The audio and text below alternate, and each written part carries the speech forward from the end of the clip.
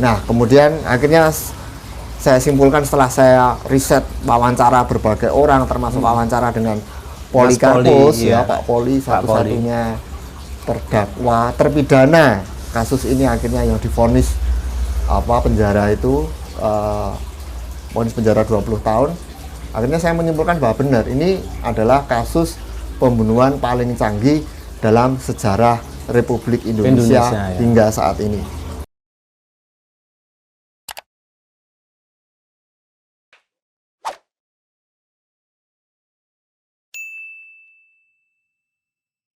Assalamualaikum warahmatullahi wabarakatuh. Selamat pagi rekan-rekan sekalian. Hari ini tanggal 7 September 2021 adalah tepat 17 tahun dari kematian almarhum Munir. Di mana nama Munir itu sangat kita kenal luas sekali pada saat itu, terutama pada saat menjelang reformasi, dari akhir Orde Baru menjelang reformasi, kemudian karena kiprahnya yang banyak menyoroti pelanggaran-pelanggaran HAM di masa lalu yang tentu saja banyak melibatkan petinggi-petinggi militer pada saat itu.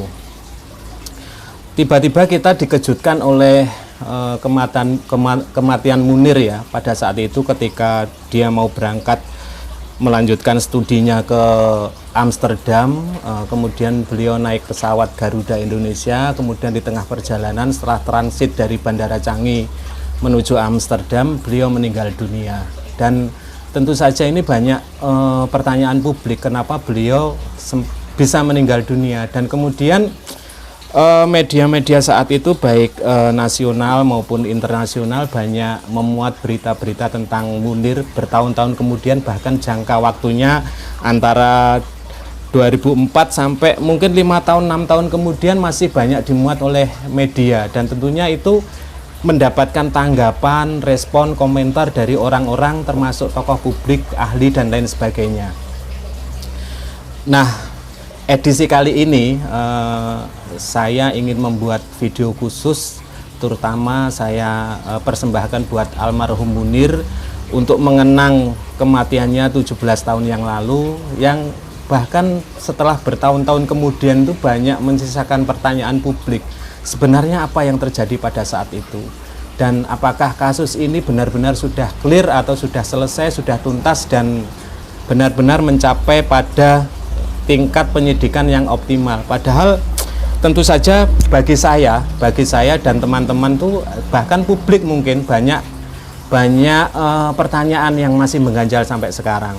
Nah, untuk membahasnya kali ini saya ditemani oleh seorang dosen UGM, juga seorang penulis yang telah menulis buku kasus pembunuhan Munir. Kebalik ya kameranya, ini kasus, nanti bisa dibalik, kasus pembunuhan Munir, kejahatan yang sempurna.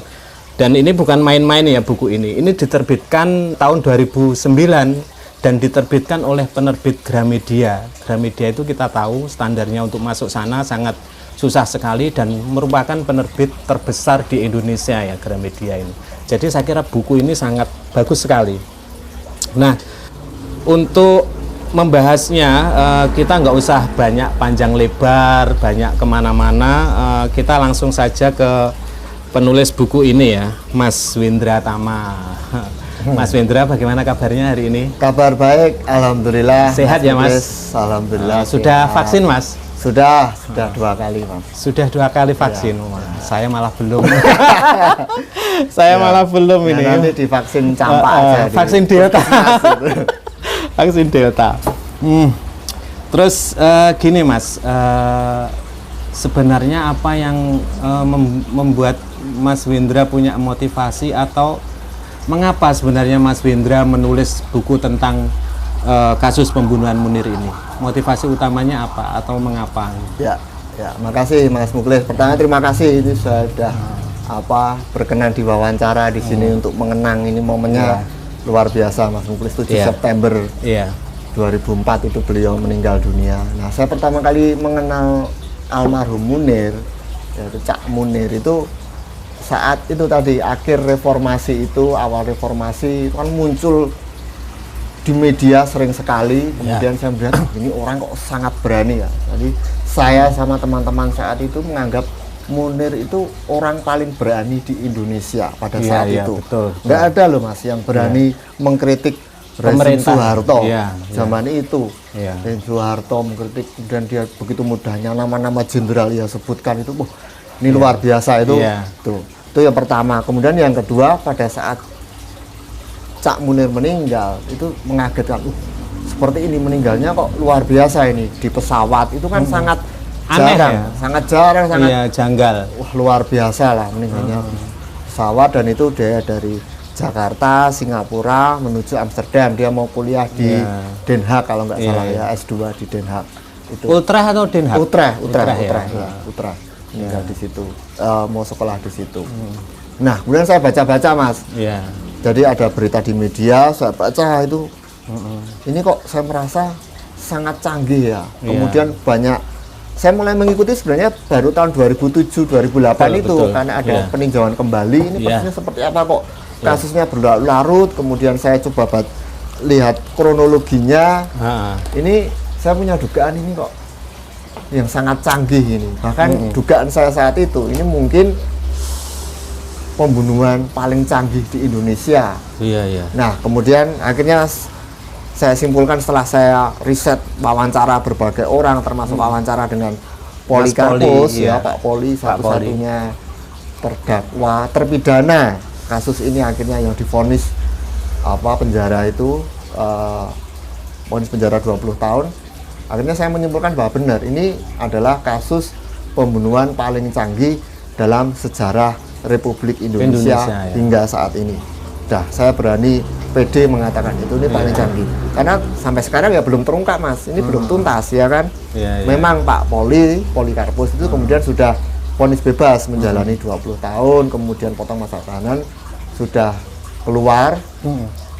Kemudian beliau akhirnya sudah meninggal Pak Poli pandemi ini karena kena COVID ya. Kena COVID, meninggal 2020 sudah meninggal. Kayaknya baru ya Mas ya. Meninggalnya 2020 kemarin beritanya baru aja kok.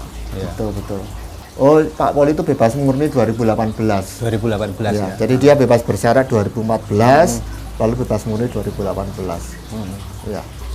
Terkait Pak Poli ini ya, saya tadi kan sempat membaca buku ini ya, buku kasus pembunuhan Munir. Saya baca di bagian awal-awal bab itu kok seperti Mas Wendra itu nulisnya kayak sebuah novel gitu, runtut, ceritanya enak dibaca, kemudian mulai perjalanannya Pak Poli dan Pak Munir ke Amsterdam, kemudian semua penumpang kan transit di Singapura, kemudian dari situ justru Pak Poli sendiri itu nggak ikut ke Amsterdam kan, dia hanya sampai Singapura. Nah, kemudian meninggalnya Pak Munir itu justru dari Bandara Changi menuju Amsterdam. Nah, sebenarnya kejadian sebenarnya itu bagaimana? Di TKP itu bagaimana Mas itu?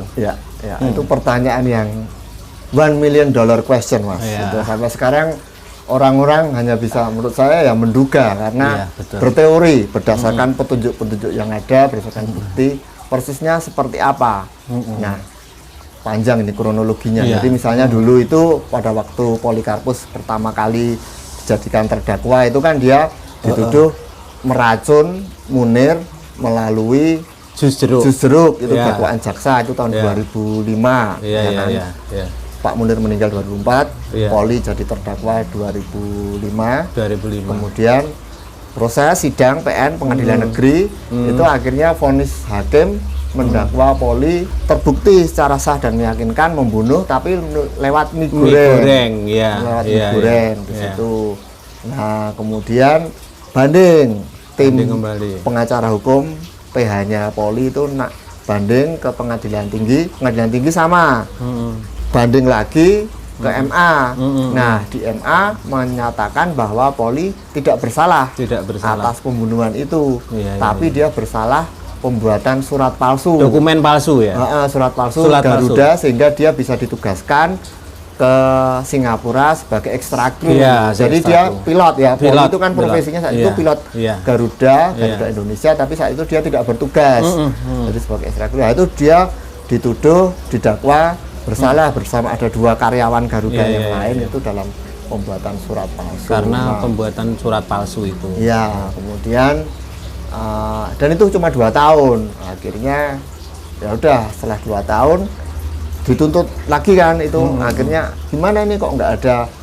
Karena banyak orang mengatakan itu nggak masuk akal. Tidak, bahkan ada ini apa hakim saat itu mengatakan bahwa hakim agung saat itu bahwa itu hakimnya keputusan majelis hakim itu gagal melihat sebab akibat. Kenapa dia membuat surat palsu seperti itu? Jadi buat apa kan harus ada itu. Akhirnya apa, ada peninjauan kembali.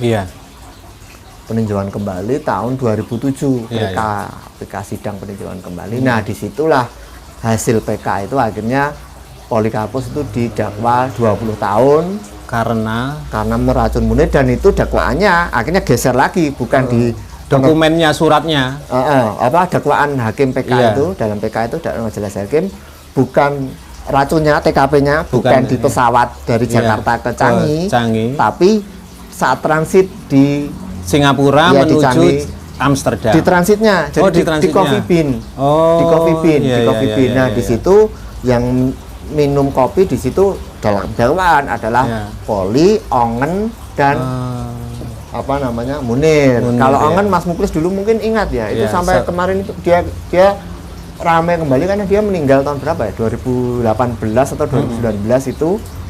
Dan itu dia kan saudaranya Glenn Fredly itu. Glenn Fredly saat Ongen meninggal, Glenn Fredly banyak ngomong, ini juga sudah almarhum ya Glenn Fredly, ngomong di Twitter bahwa kematian Ongen janggal. Gini.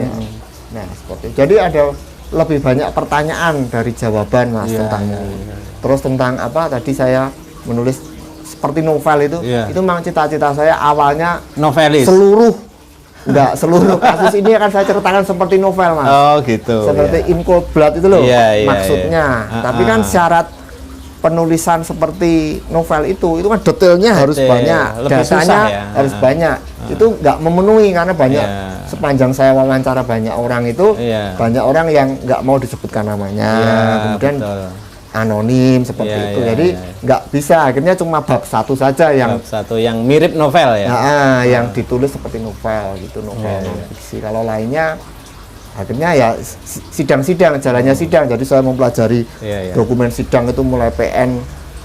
Sidang-sidangnya menarik itu, Mas. Sidang-sidangnya kalau Mas Muklis kan udah baca itu. Udah baca itu sidang-sidangnya tentang saya juga pertama kali mengetahui ternyata sidang di Indonesia dalam pembunuhan itu seperti itu. Jadi ada hakim ngasih kesempatan buat jaksa tanya ke saksi, kemudian nanti ada pengacara keberatan. Mas Wendra ngikutin ya sidangnya itu? Saya mendatangi sidang itu saat tahun 2008. Jadi saat yang menjadi terdakwa adalah Mudi PR, mantan petinggi Badan Intelijen Negara. Ya itu saat itu 2008. Kalau PK sidang 2004 sampai 2007 enggak, saya masih di Jogja, Mas. Tapi pas 2008 tuh saya ikut Jakarta, saya datang itu ramai sekali, Mas, itu. Wartawannya dalam negeri luar negeri banyak banget, pengamanannya itu Brimob, semua ada metal detektor, semuanya luar biasa itu. Karena yang standar tinggi ya, karena yang menjadi terdakwa pejabat mantan. Beliau sudah pensiun saat itu, Pak Mudi sudah pensiun. Tapi bebas ya, tidak terbukti ya? Enggak. Akhirnya Pak Mudi dibebaskan. Akhirnya sampai hari ini yang menjadi terdakwa dalam pembunuhan cuma Polikarpus.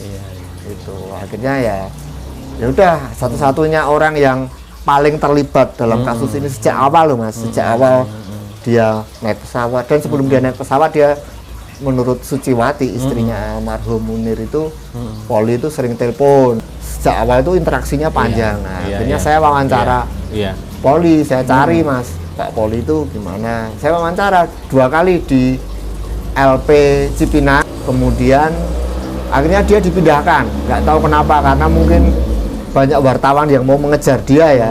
Akhirnya dia dipindahkan di LP Sukamiskin di Bandung. Saya pernah dengar Mas Wendra itu hubungannya agak dekat dengan Pak Polikarpus, dengan keluarganya, karena punya hak eksklusif untuk wawancara langsung di penjara ya kayaknya. Itu nggak sengaja, Mas. Jadi ternyata Saya punya saudara itu sepupu saya, itu Iya, iya. tetangganya keluarga Polikarpus itu di Iya, iya. Tangerang. Di Tangerang. Jadi iya. pada waktu saya di Jakarta, saya meliput sidang itu, ada sepupu saya yang ngomong, loh mas, Iya. saya ini tetangganya Pak Poli, saya kenal dengan Bu Hera, ininya Bu Hera seperti itu. Iya. Akhirnya mau saya kenalin, oh ya mau. Jadi pada waktu saya datang ke sana, saya tuh nggak niat wawancara Polikarpus mas. Iya. Saya udah tahu ini kan dia di penjara. Iya, iya. Sulit lah semua wartawan aja sulit, wartawan Metro TV, wartawan TV Kompas saja nggak dikasih akses kok. Iya, Saya iya, nggak punya cita-cita untuk apa Nulis, wartawan iya. Tempo aja nggak bisa kok mengakses saat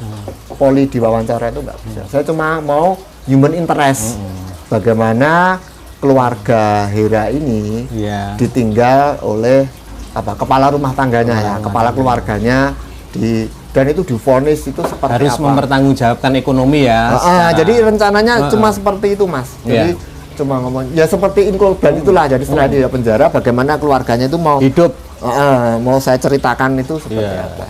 Nah di sana ternyata Bu Hera itu langsung malah cerita, ini loh mas, faktanya seperti ini, gini banyak ngomongin tentang kasusnya, kasus Iya, hukumnya. Terus dia cerita, besok pagi saya mau menjenguk bapaknya di Cipinang, Iya, iya, iya. mau ikut nggak? Wah, Iya. saya ya mau saja jika bersedia, jika Pak Poli bersedia. Seandainya waktu itu ada podcast ya mas, podcast langsung sama Polikarpus. Iya, akhirnya harusnya ya, belum ada ada. Spotify itu mas, Belum ada. belum ada zaman Iya. itu. Akhirnya ya sudah, saya berangkat bareng Bu Hera itu naik Iya. angkot. Jadi Bu Hera itu kayaknya nggak bisa nyetir ya, nggak bisa nyetir Iya. mobil. Dia punya ada satu mobil itu, terus Iya. naik angkot dari Tangerang ke Cipinang. Ya sudah sana, ya itu jadinya wawancara panjang Dengan Pak Poli. dengan Pak Poli di situ. Iya. Kemudian pindah, dia akhirnya juga ke Cipinang gitu. Oke mas, jadi kan Pak Poli itu meninggal karena COVID ya, sekitar tahun 2020 ya, meninggal Nah, ini karena COVID. saya catat kok ini dia tahun 2020 ya. tahun Oh, jelas 2020. itu. Nah, sebenarnya karena meninggalnya Pak Poli ini kan beliau sudah didakwa ya, sudah didakwa dan divonis. Karena meninggalnya Pak Poli ini sebenarnya ada dampaknya apa sih Mat, buat kasus ini? Dampak meninggalnya Pak Poli, apakah kasus ini sebenarnya bisa dilanjut atau hanya berhenti sampai Pak Poli saja? Menurut Mas Windra gimana? Ya, kalau dampaknya sebenarnya nggak ada karena Nggak dia ada sudah ya? divonis bebas murni Iya, iya, iya. tahun 2018 itu. Nah, kelanjutannya gimana gitu kan kelanjutan Ya, kasus kelanjutannya ini. gimana? Kasus sudah- ini sudah apakah bisa 17 tahun. dilanjut gitu? Nah, itu mungkin pertanyaannya bagi pertanyaan terbesar bagi negara, bagi penegak hukum, bagi ahli hukum mas ini Iya. bagaimana itu seperti itu karena ini kan sangat pro dan kontra ya kan. Ini sejak awal aja udah pro dan kontra kok. Iya, Misalnya iya. dakwaannya jaksa pertama Iya. kali ya di Iya. sidang PN itu tentang Iya. Poli itu jawabannya minumnya lewat jus Jeruk. jeruk ya Iya. kan, tapi Ah. kemudian dakwaan majelis hakim vonis mie Iya. goreng dan itu Iya. tadi Mas Muklis bilang Iya. loh waktu membaca bab 1 tadi Iya. membaca ulang bab 1 Iya. loh dia kok bisa tahu ya kalau Munir lewat ini. Jadi memang nggak masuk akal mas kalau masuknya racun, intake racunnya Iya. di lewat mie goreng atau Iya. Mungkin kan bisa aja kan waktu itu beliau memilih jus wortel atau mungkin sampen atau apa, mungkin air putih air dan putih. lain. Iya, iya. Itu kayaknya jus jeruk sama jus apa satunya Iya, saya lupa. iya. Ya. Kemudian mie goreng juga ada Pilihannya variasinya. malah justru banyak ya pada saat penghidangan yang kedua itu kan justru banyak kan menunya, ada sampen, ada Ya, ada wine. ada kemudian ada jus jeruk, kemudian ada air putih, banyak lah di situ makanannya kan banyak. Dan jus jeruknya kan ada juga banyak gelas kan Banyak itu. gelas, banyak iya. mau minum yang mana kan nggak tahu kan biasanya jus jeruk itu kan dia dalam box gitu kan mas. Itu kan cuma kemudian betul. gelas-gelas plastik itu mau Iya. ini baru dituangkan. Iya. Berarti kan kalau misalnya minumnya jus jeruk segini ya harus satu box Iya. itu ada arseniknya Iya, itu. iya. Jadi memang jadi pro dan kontra sejak awal itu sudah tanda tanya besar. Kemudian ya ini menurut saya itu sesuai dengan sifat peracunan mas. Kasus peracunan, jadi ada di situ saya kutip itu pernyataan Usman Hamid itu dia koordinator kontras pada saat itu. Dan dia Kasum itu jadi bagian dari kontras yang koordinator aksi solidaritas untuk Munir. Jadi untuk advokasi kasus Munir ini. Dia mengatakan bahwa dia mengutip seorang hakim dari Australia bahwa penegak hukum tidak bisa memperlakukan kasus peracunan itu seperti kasus pembunuhan lainnya. Misalnya pembunuhannya dengan pistol atau dengan pisau, jelas. Kejadiannya di sini dia langsung meninggal. Jelas, TKP-nya ada. Tapi kan buktinya, racun itu butuh waktu. Dan proses peracunan itu pasti direncanakan, Mas. Seperti kemarin juga kontroversi apa Jessica itu, ingat nggak? Jessica ya yang betul. Jessica Iskandar bukan itu artis. Gitu.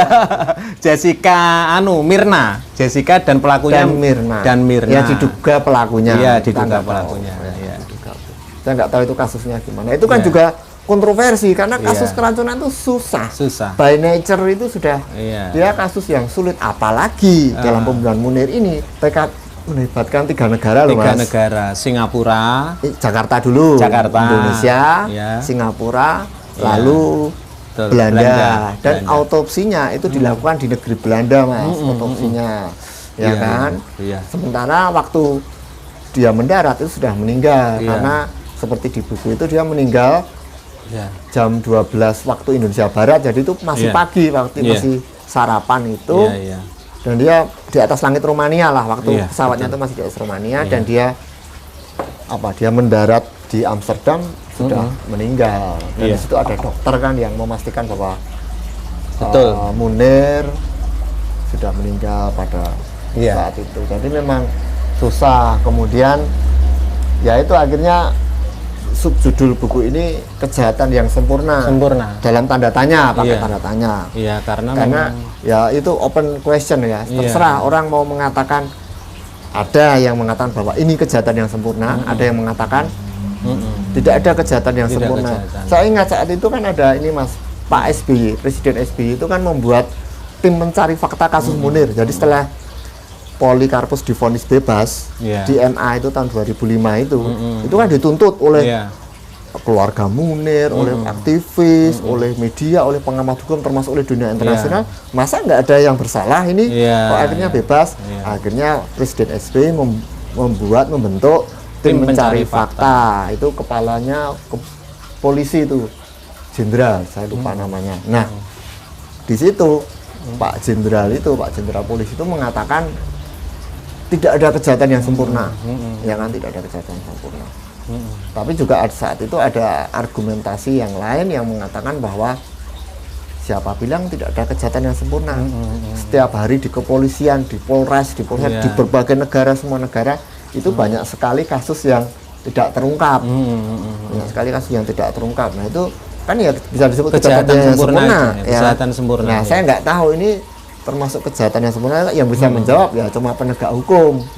Ya dalam kasus ini TPF itu dia jelas nggak mau disebut kejahatan yang sempurna kan. Kalau disebut kejahatan yang sempurna berarti kan dia nggak bisa mengungkap, gagal mengungkap. Nah, makanya itu kemudian kalau ditanya tadi Mas Ulus tanya, ini siapa sebenarnya ini yang bersalah? Nah itu Mas, itu godaan terbesar bagi saya dalam menulis buku ini. Saya jelas punya pandangan pribadi, punya teori lah, opini, tapi saya nggak mau buku ini masuk ke dalam teori konspirasi, ya kan? Teori konspirasi bahwa saya beropini gini. Saya mau setia sebagai reporter. Jadi saya report saja, reporter seperti ini.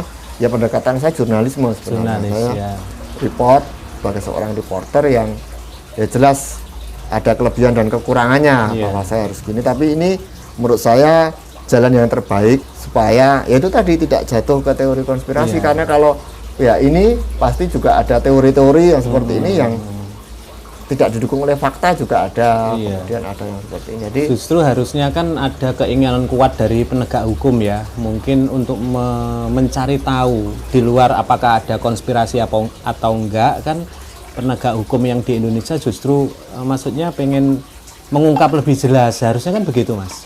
Ya, tapi mungkin ada keinginan, tapi kalau buktinya nggak ada, ya seperti ini kasus yang sidang yang kedua tentang Pak Mudi itu.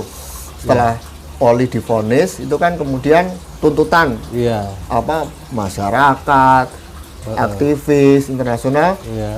Ayo ini dilanjutkan. Masa dia Poli kerja sendiri? Pembunuhannya kan nggak mungkin ini. Nah, ini kan nggak mungkin kerja sendiri, masa dengan kalau logika hukumnya. Dan motivasinya apa? Logika hukumnya itu kan. Akhirnya kan ada kemudian tersangka, akhirnya menjadi terdakwa kedua itu Mudi PR itu orang akhirnya. Nah, itu saya meliput. Nah, itu kan argumentasi pembela Mudi dan misalnya ada itu katanya ada catatan telepon, rekaman telepon print out dari Telkom ya itu ada dari ponselnya Mudi ke ponselnya Poli seperti itu. Nah, itu pembelaan Mudi, loh itu ponselnya atas nama saya tapi yang pegang bukan saya kok. Mudi. Kemudian, nah itu bahwa argumentasi mereka semua semua bukti yang diajukan oleh penuntut JPU, jaksa penuntut umum itu sifatnya petunjuk, bukan bukti, bukan alat bukti ya. Bukan bukti, karena cuma petunjuk aja tapi enggak apa yang membuktikan saya terlibat dalam kasus konspirasi itu, pembunuhan itu apa, kan seperti itu argumentasinya. Nah, yang di satu sisi argumentasinya ya kita nggak bisa menggunakan pendekatan hukum seperti itu, tapi harus di logika, jadi nggak cuma istilahnya apa ya, saya lupa ada argumentasi hukumnya, jadi nggak cuma a posteriori atau apa itu, tapi berdasarkan ini logika hukumnya seperti apa. Oh iya, yang tadi kan ini Mas Windra di buku ini juga disebutkan Bapak Mudi ada ya di buku ini? Ada bab sendiri itu. Satu bab tersendiri mengenai Bapak Mudi. Saya penasaran ya. Saya penasaran ini sebenarnya hubungannya Pak Polikarpus dengan Pak Mudi itu apa toh? Kalau menurut dakwaan itu, dakwaan jaksa, ya saya berdasarkan fakta saja ya, saya nggak mengira-ngira, nggak itu berdasarkan catatan hukum di situ sudah tercatat dengan baik itu. Mereka dakwaan jaksa itu mereka sudah kenal lama, ya kan? Yang kemudian dibantah oleh pihak Mudi, enggak kok, saya nggak kenal kok. Seperti itu. Jadi ada dakwaan. Jadi ada dakwaan bahwa maksudnya Pak Poli, versi Pak Poli itu menceritakan bahwa hubungannya sudah lama, atau dakwaannya. Dakwaan jaksa. Dakwaan jaksa hubungan Pak Mudi dengan Pak Poli itu sudah lama. Tapi, kalau menurut mereka nggak kenal kok. Tapi menurut Pak Mudi nggak kenal, kenal dengan Pak Poli. Ya tahu, mungkin saya lupa ya. Tapi intinya nggak ada hubungan dekat ya. Nggak ada hubungan itu. Lalu kalau misalnya Pak Polikarpus itu tidak pemain tunggal. Tidak pemain tunggal dalam kasus, ya saya tidak berani mengatakan ini konspirasi ya. Mungkin ya, kemungkinan kalau misalnya kalau di logika kan pemain tunggal kayaknya sangat sulit ya, sangat sulit. Kalaupun Pak Polikarpus ini bukan pemain tunggal, lalu siapa yang membunuh sebenarnya? Nah itu saya nggak mau masuk ke situ Mas. Itu nanti teori konspirasi toh, jadinya kita cuma menduga-duga toh. Karena nggak ada bukti. Teori konspirasi kan salah satu gini Mas, kalau teori konspirasi itu kan salah satunya mengatakan orang yang anti teori itu mengatakan bahwa teori konspirasi itu hanya hanya bullshit lah dan lain-lain. Tapi bagi yang teori konspirasi itu satu-satunya bagi lawan untuk mengatakan bahwa teori itu bodoh, sebenarnya begitu kan Mas? Ya. Gimana tanggapan Mas Windra itu? Ya tergantung teorinya. Misalnya teori konspirasi bumi datar itu ya teori bodoh itu. Orang penganut bumi datar itu menurut saya nggak boleh naik pesawat terbang sama naik kapal laut itu. Oke. Tapi gini Mas, kalau tentang pembunuhan ini, betul logikanya bahwa nggak mungkin bekerja sendiri Mas. Nggak mungkin. Saya berani menyebutkan ini kasus pembunuhan paling canggih kok dalam sejarah Indonesia. Masa satu bermain orang sendiri, dan motivasinya menurutku nggak ada ya menurutku. Dan jelas nggak bisa lah satu orang, gimana? Motifnya apa kalau misalnya Pak Poli membunuh Pak Munir kan? Menurut saya itu juga merupakan sesuatu yang aneh. Kan Pak Poli sendiri juga hanya sebagai pilot ya, hanya sebagai pilot, dan menurut saya ya itu aneh gitu. Kalau Saya nggak berani membahas itu ya, tapi saya cukup ini aja lah ya. Nanti malah pencemaran nama baik. Pencemaran nama baik. Udah lah. Jadi yang penting intinya begitu gitu ya. Nah, ini dijemput Gitu ya. di dekat pasar Ngipe. Nah. Ya gini, terus sebenarnya setelah kita ngobrol panjang lebar, menurut Mas Wendra kasus ini sebenarnya bisa dituntaskan nggak sih? Wah, itu harus tanyakan ke ahli hukum, Mas. Saya cuma pencatat ya, pencatat. Jadi saya cuma mencatat apa yang terjadi, fakta-fakta. Mereka jelas tahu ahli hukum, bukti-buktinya ini bisa nggak kira-kira. Saya nggak tahu. Tapi kalau bicara rasa keadilan ya, menurut saya, wah ini harus. Tapi gimana gitu? Saya bukan ahli hukum, jadi silakan itu yang ibu-ibu, bapak-bapak yang ahli hukum itu silakan yang mengulasnya bagaimana perlunya itu. Saya sebenarnya agak ngeri. Karena PR lah ini bagaimanapun. Wah, ya itu. Saya sebenarnya agak ngeri nih mewawancarai penulis kasus pembunuhan Munir ini karena ya memang belum bisa terpecahkan kan sampai sekarang ini. Jadi, sudah 17 tahun, Mas. Sudah 17 tahun. 2004 sampai 2021 17 tahun itu. Saya kembali ke buku ya, Mas. Setelah tadi kita ngobrol panjang lebar mengenai Pak Poli, saya ingin kembali ke buku ini. Saya kira buku ini kan yang namanya buku mengenai sejarah ya. Buku ini sudah menjadi buku sejarah karena kasus pembunuhannya sendiri sudah lewat, kemudian tersangkanya pun sudah meninggal. Jadi saya kira buku seperti ini terus akan menjadi referensi di masa depan. Tapi permasalahannya ketika kita nyari buku ini, apakah buku ini sebenarnya masih ada nggak sih, Mas, di Gramedia atau di toko-toko buku masih ada nggak sih? Kalau misalnya ada temen yang saya pengen, kan biasanya saya jualan buku Babat Sewulan, saya ngobrol di YouTube, kemudian saya kasih linknya di bawahnya, mungkin di Topet, mungkin di Bukalapak. Nah ini kalau saya ngasih linknya kan nggak bisa karena bukunya udah habis. Ini rencananya gimana, Mas, ke depan? Apakah mau dicetak ulang lagi atau gimana? Nah itu kan kapan ya itu saat pandemi kemarin kayaknya awal pandemi itu kan saya tanya ke penerbit ya, ke Gramedia itu gimana itu mau dicetak ulang nggak, karena masih ada orang juga yang tanya ke saya ini gimana mencarinya. Kemudian mereka mengatakan enggak dicetak ulang. Akhirnya ya sudah, boleh enggak saya minta hak ciptanya dikembalikan ke saya. Boleh. Akhirnya sudah ada kontraknya itu tanda tangan pakai materai, jadi udah resmi. Akhirnya sudah ke saya jadi. Nah jadi rencananya memang saya terbitkan, Mas. Terbitkan sendiri, nanti pakai penerbitnya Mas Muklis saja.